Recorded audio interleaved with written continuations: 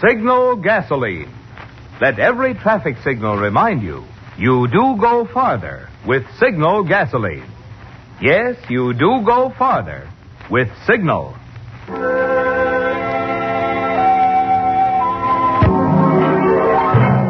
The Signal Oil Company and your neighborhood signal dealer bring you another curious story by The Whistler. Tonight, what makes a murderer?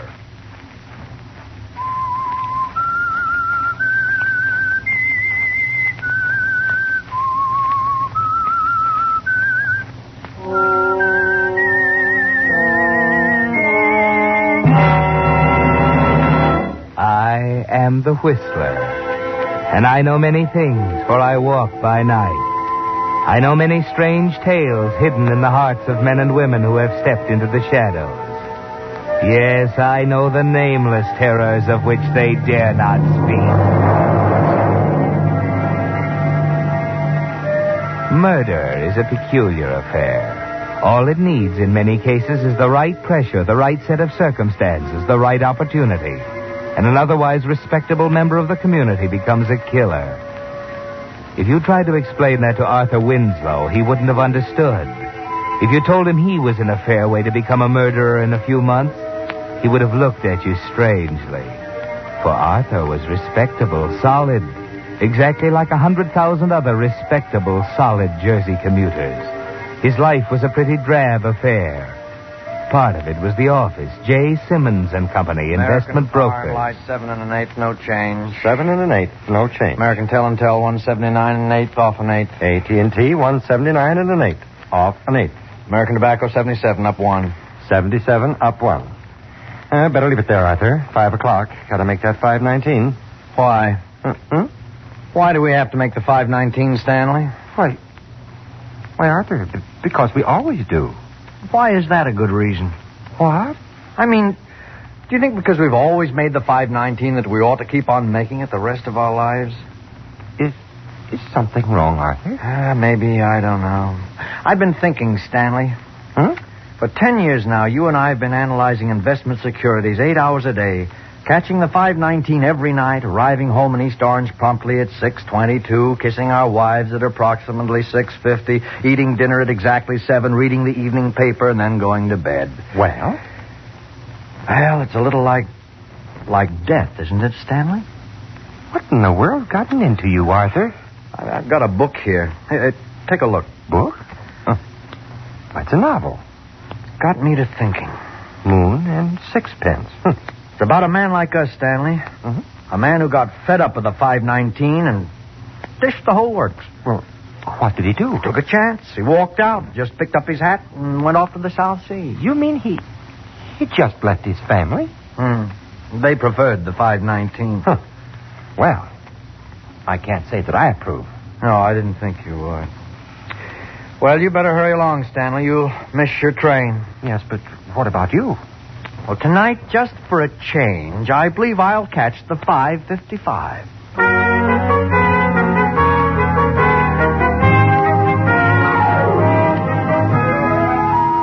Just for a change, Arthur, after 10 years. You walk slowly down Broad Street, deliberately casual, noticing the swarms of hurrying commuters objectively, as if for the first time. It's pleasant strolling along like this, taking your time, stopping to look in a window now and then. Finally, you stop at a cigar stand. Have you got a pack of cigarettes? Well, if you can smoke them. Yeah, here. 18 cents. 25 and 50. Thanks. Yeah. Say, what's that back there? Oh, you interested in the bangtails? Huh? Bangtails, horses. Opening up Pimlico tomorrow. Hey, come here. Sure. Now, there's the board. Take your pick. Current odds in this column. Huh. Pink Lady. Mike the Third. Big Bonanza.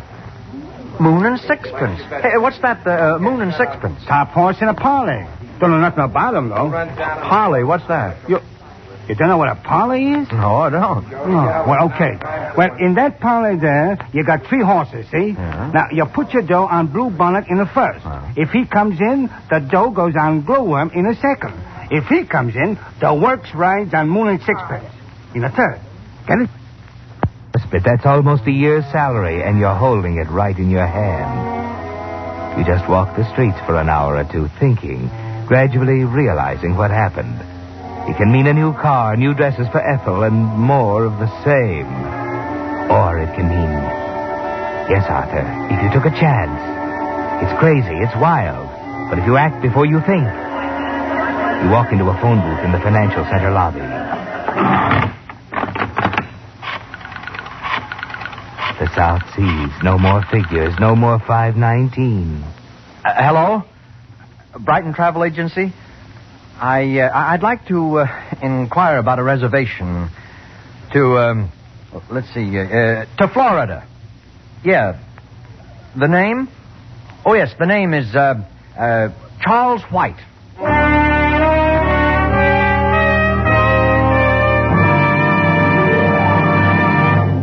There's good news for drivers in recent announcements that new cars are already in production. But there's bad news in the statement of Defense Transportation Director J. Monroe Johnson that it will be at least 3 years before all the people who want new cars can get them. 3 more years. That's a long time to make today's cars last, especially when the average car is already 7 years old. It means that now more than ever, your car needs the more thorough, more conscientious kind of service you'll find at Signal gasoline dealers. Yes, there's a very real difference in Signal service, and for 2 good reasons. You see, being in business for themselves, Signal dealers have made car care their specialty. Their experience, they know cars. And 2, because independent Signal dealers are in that business not just for today, but permanently. They're eager to please you so well, you'll come back regularly and be their steady customer. Added up, that assures you the kind of service that will keep your car happy and you satisfied. The kind of service that makes it well worth your while, getting acquainted with your neighborhood Signal gasoline dealer. And now, back to the Whistler.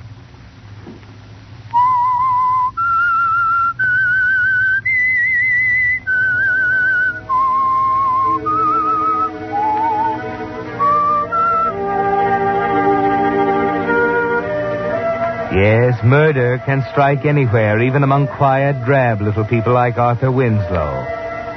He has no way of knowing it, of course, as he buys a first-class reservation on the train to Florida. His only thought now is that this will be escape at last. New clothes, new luggage, a new name, and a new life. No 519 tonight, Arthur. It's the 7:30 to Florida and Waypoint.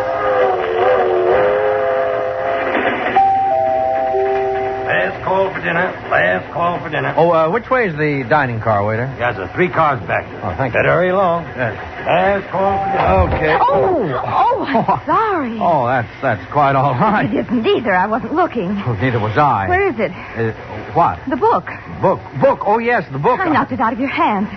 Must be down here on the floor. Oh, here, let me. It's probably down under the no, seat. let me see. I can... Oh, I bumped my head. Oh, Look at the gum under here. Did you get it? Last year's timetable. I've wanted one for ages. oh, wait a minute. There it is. Where? To the right, just a little under the seat. Here, let me... No, let me get this. Here we are. It's a fine thing getting yourself all dusty that way. Turn around. Oh, thanks. Moon and Sixpence. There we are. That's a little better anyway. Wonderful, isn't it? Moon and Sixpence. I loved it.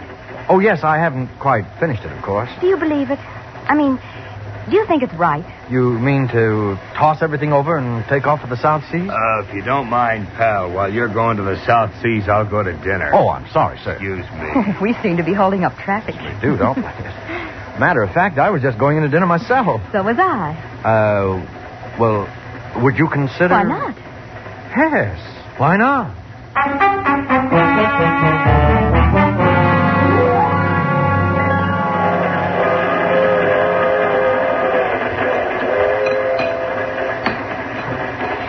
I think Moon and Sixpence was a wonderful story. Of course, I can't say it was very realistic. Oh, what do you mean?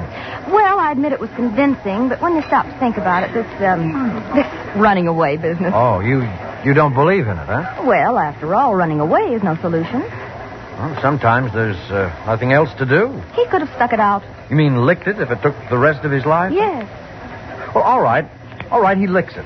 He's found happiness at last, and he's 70. Mm-hmm. Is that all there is to life? Well, I haven't seen too much of it yet. I know it sounds cowardly, but I think there are times when sticking it out for 20 years is wrong. Time doesn't wait, you know. We beat our heads against a wall day in, day out. We're tied down to a deadly routine. And then the first thing you know, it's too late.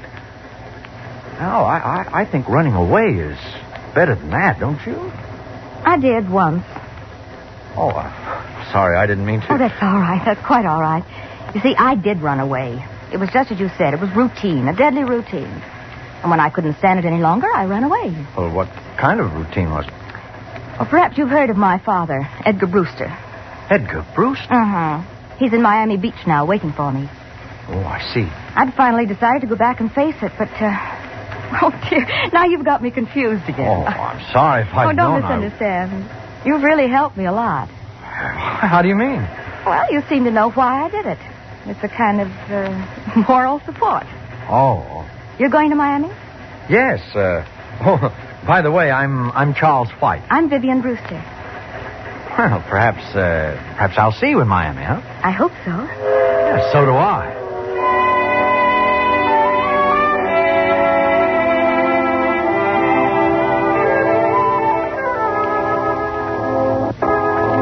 The daughter of Edgar Brewster. It's fantastic, isn't it, Arthur? You talked with her, had dinner with her.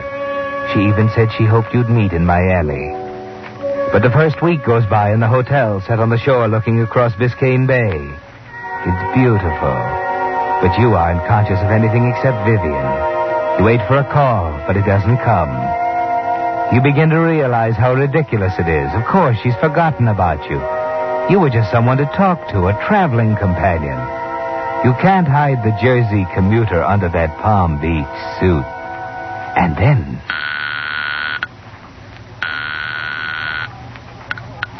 Hello? Oh, hello. I'd like to speak to Miss Vivian Brewster. Speaking? Oh, this is Charles White. Well, hello, Mr. White. I thought you'd forgotten me by this time. Oh, no, not at all. I thought we might have a drink together or something. Well, why don't you come out? You mean to your house? Of course. Father would love to meet you. Your father? Yes. What about it? When? Oh, tonight. All right. Tonight.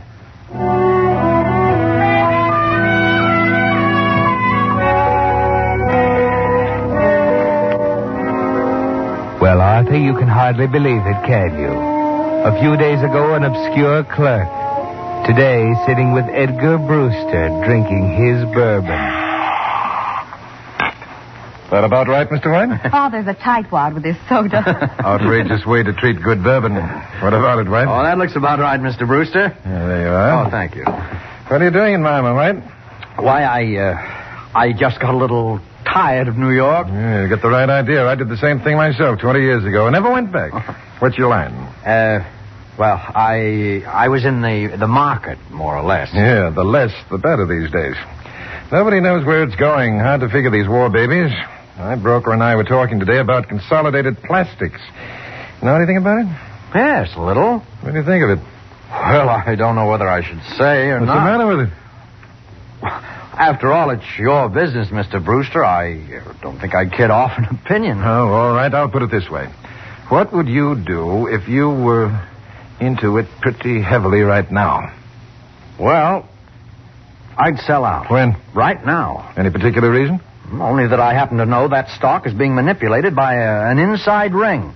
That it'll take the Securities and Exchange Commission about 6 months to catch up with them. Why, that's unbelievable. My broker told... I know. It's only my opinion, Mr. Brewster, but I happen to know that company's financial position.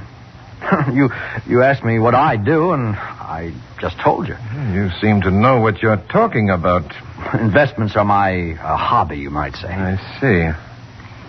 May I say something now? Oh, I'm sorry, dear. I forgot you were still with us. I thought so. Well, now that you've settled the stock market problem, suppose we get down to the club. The water should be beautiful tonight. What about it? I'm afraid it's past my bedtime, dear. You two run along. No place for an old duck like me, anyhow. Well, Mr. White? Well, Miss Brewster? Oh, what are you waiting for? Get out of here. I'm going to bed.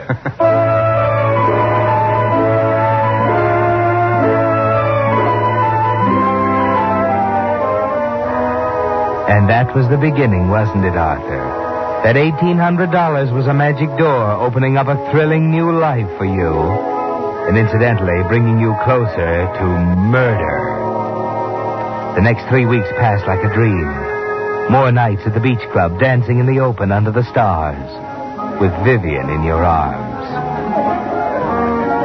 Vivian. Yes? Vivian, why is it you've never asked me about myself, my background, where I came from? Oh, I don't know. Maybe because it doesn't matter. You know, I wasn't going to tell you, but I think perhaps I'd better. Will it make any difference? About us? Yes. Uh-huh. Yes, it will make a difference. It'll make a lot of difference. Well, then don't tell me. I really don't want to know. No, but Vivian, you... Please. Oh, darling. Darling, did I ever tell you I like you very much? I'm glad, Charles. I'm so glad.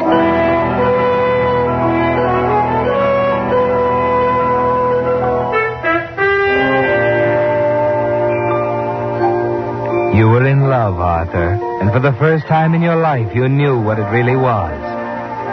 Mr. Brewster began to concern you. He'd never approve in a million years. Or you thought so until that evening he dropped up to your hotel room with a copy of the Financial Journal in his hand. Look at that, Charles. Well, what is it? Don't ask silly questions. Look at it, man. I thought so. Consolidated Plastics, snowed under and selling rush. Oh, I'm sorry, Mr. Brewster. I'm not. Oh, what do you mean? I took your advice. Sold out 3 weeks ago. I saved myself $100,000. Well, congratulations. Don't congratulate me. You're the one who deserves it. Do you mind if I sit down? Oh, of course not. Here you are. Yeah, thank you. Would you be open to a proposition, White? What kind of proposition? Oh, I realize you probably have other interests, but I could make it worth your while, I think. There are 2 considerations. Yes? The first is the plain fact that my affairs are getting a little beyond me. As you know, I'm retired and haven't time to look after them properly. I think you're the man to take over. But, Mr. Brewster, I'm a businessman. If it weren't a profitable deal for me, I wouldn't think of it. I see.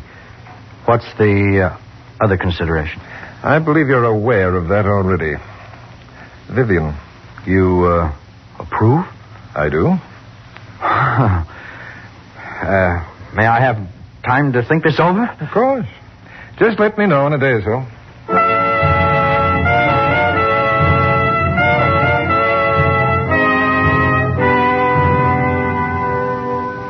There it is, Arthur, brief and to the point. Everything you ever wanted right in the palm of your hand. Open sesame, he said, and there it was. You go into the bar downstairs to think. There's only one thing in your way now, Ethel. You can't run away from that. You've got to make her see your side of it. You've got to go back to her and face it. Make her give you a divorce. You walk out of the bar, through the door into the hotel lobby. And just as you're rounding the corner by the desk, something stops you in your tracks.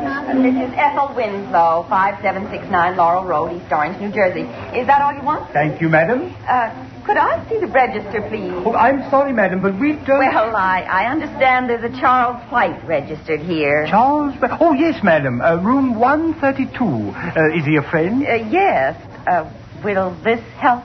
Oh, well, in that case, I could give you room 131 next door. The windows open onto the same balcony. Oh, very well. 131.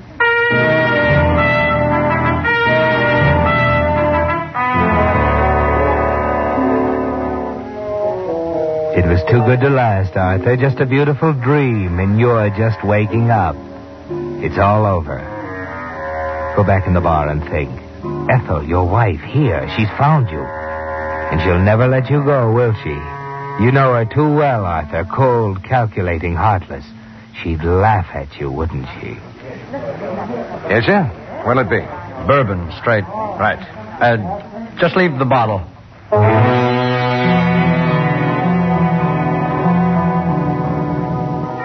You're beginning to see now, Arthur, what makes a murderer. You couldn't get away from her. Just as Vivian said, you can't solve anything by running away. All you get is a build-up to nothing. Whatever made you think you could talk her into a divorce? There's no other way out, is there, Arthur? You sit in the friendly darkness of the bar all afternoon, late into the evening, thinking. It's almost 11 when you make up your mind. There's a phone booth near the door.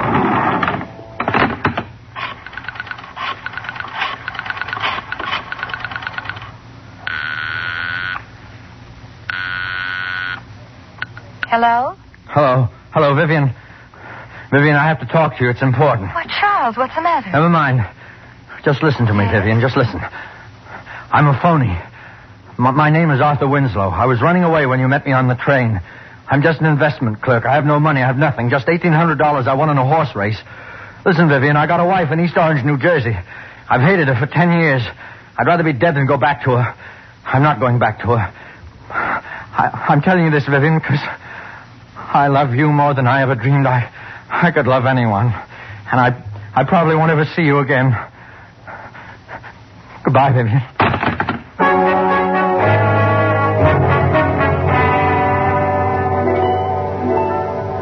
11 o'clock, Arthur.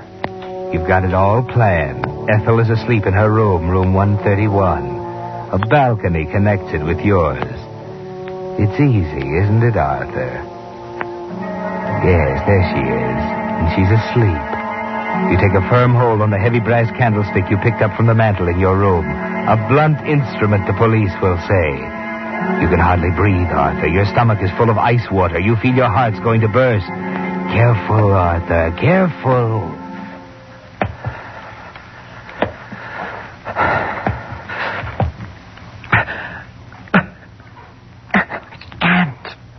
I can't do it. I can't do it.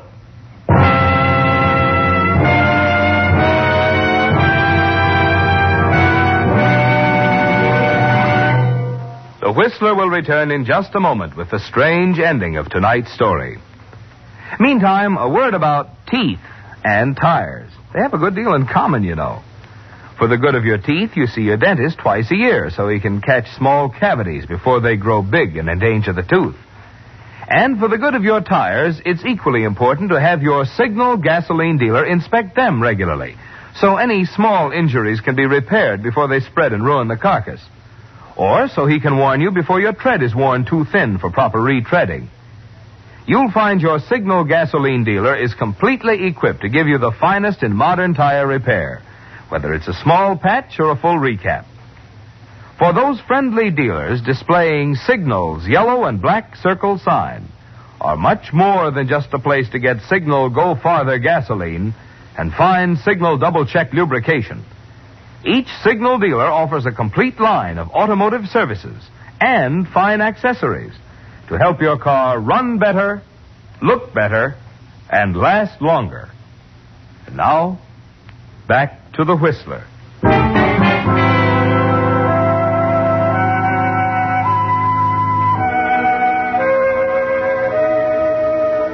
No, Arthur. When the cards were down, you couldn't do it. The wife you hated for 10 years at your mercy, and you couldn't do it. But you came close enough to see what makes a murderer. And now you're standing over her. I can't do it. Arthur. Oh, Arthur. I'm sorry, Ethel. I'm sorry I woke you up. Well, turn the light on. Don't stand there. Yes, Ethel. Oh, hand me my other slipper. Yes, Ethel. Well, you thought you could get by with it, didn't you?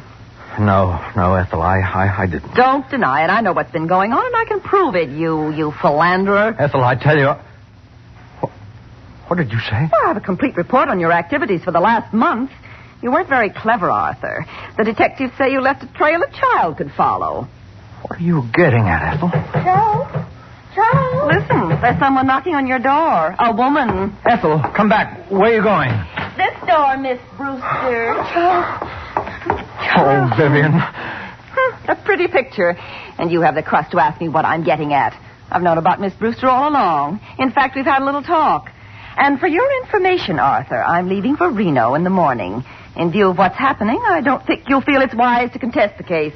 Contest it? We've waited 5 years for a chance like this. We? Mr. Dinwiddie and I. Mr. Dinwiddie.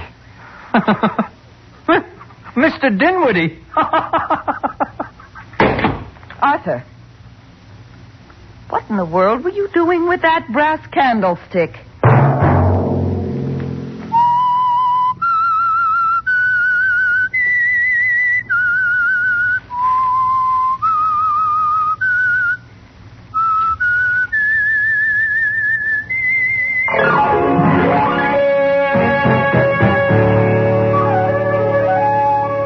Next Monday at 9 o'clock, The Whistler will bring you another strange tale. The Whistler is broadcast for your entertainment by the marketers of Signal gasoline and motor oil and fine quality automotive accessories, and by your neighborhood Signal dealer.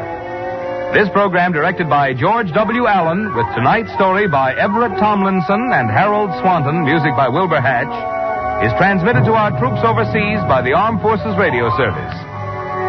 This is Marvin Miller speaking, and suggesting that you let every traffic signal remind you that you do go farther with Signal gasoline.